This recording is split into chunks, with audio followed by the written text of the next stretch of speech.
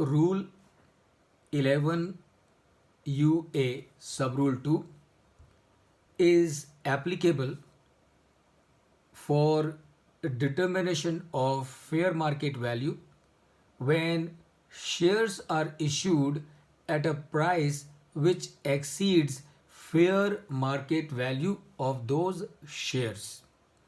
A very interesting provision in the law, and that is कि अगर कोई company share issue करती है at a price which is more than the fair market value, then as per section 56 subsection 2 clause 7b, excess of the issue price over the fair market value will be treated as income from other sources for the company which is issuing shares, and this excess will be taxed in the hands of the recipient company. It has been a provision in the Income Tax Act which was quite in discussion about 2 years back. All these startup companies were making hue and cry because many of these startup companies were issued notices by the income tax department for charging excess of the issue price over the fair market value as income from other sources, and the notices were issued for taxing that the excess. Now, in my view, this provision in the Income Tax Act is absolutely in order. It is absolutely in order. There is nothing wrong as far as this provision is concerned. Why?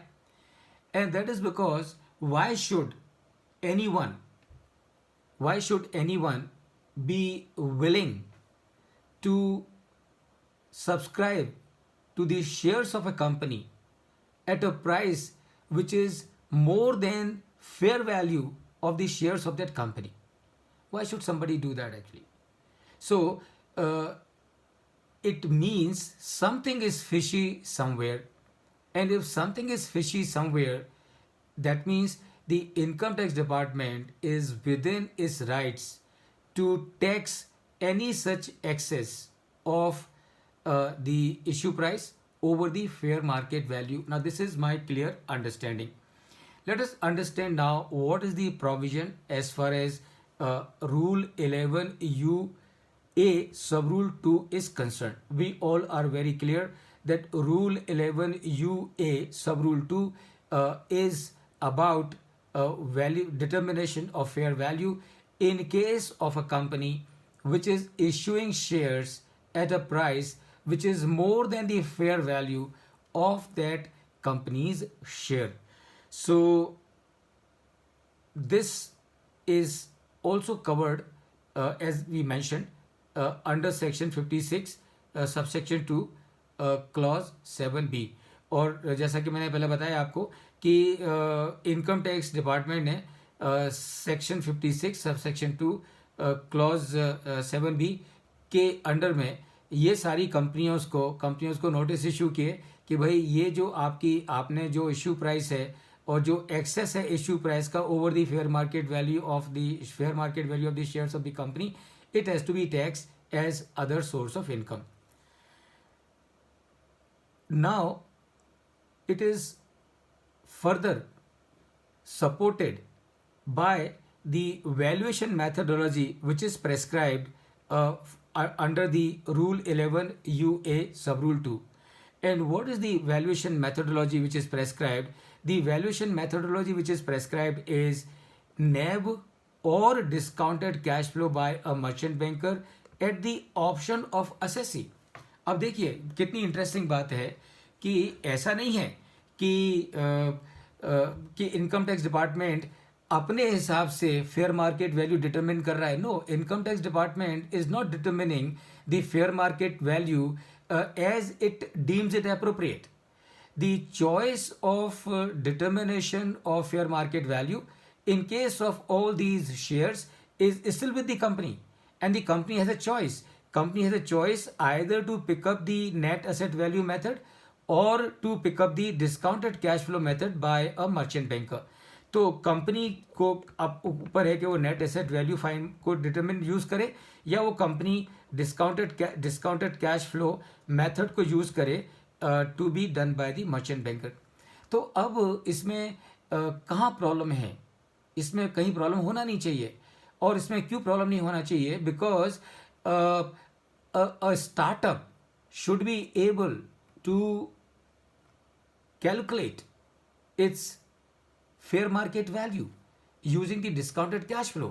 That means what? That means it only requires some efforts on the part of the startup, because the problem of section 56 subsection 2 clause 7b happened only in case of the startup.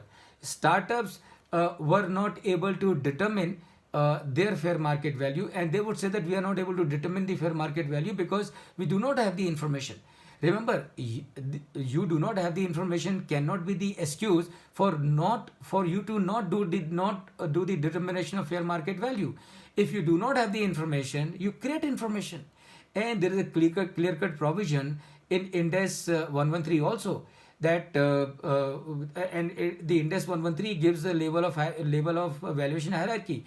And what is the level of what is the hierarchy of valuation as per Ind AS 113? It talks in terms of level 1 input, which is the quoted price. Then it talks in terms of the level 2 input, which is the market based valuation. And it says that अगर quoted price available नहीं है, market based information भी available नहीं है, then it talks in terms of level 3 input. And what is level 3 input? Level 3 input is create your own information for determining the value of your company, and that is where you are supposed to use the discounted cash flow method. तो मेरे ख्याल से इसमें बिल्कुल भी कोई problem नहीं है. इनकम टैक्स डिपार्टमेंट मेरे विचार से पूरी तरह से सही है जब वो सोचता है कि अगर कोई कंपनी शेयर इशू कर रही है at a very high issue price, and which issue price is much higher than the fair market value. In my view, state income tax department is within its rights to charge income tax on such excess as other source of income.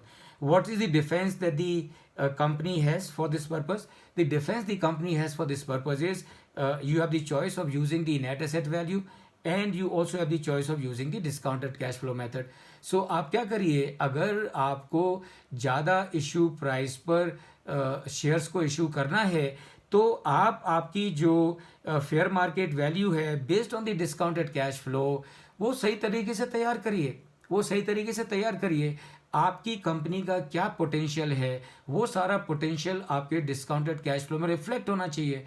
और आपकी company का जो potential है अगर आपके discounted cash flow में reflect होगा तो फिर आपकी जो फेयर मार्केट वैल्यू है ऑटोमेटिकली ज़्यादा आएगी. और अगर वो fair market value using the discounted cash flow method if it is coming high, then the question of you the company issuing any share at a price which is higher than the fair market value will not arise. And that is what these companies have to do, and then there will not be any issue in my view. I hope that makes sense to every one of you. Yes, sir. Okay, very good.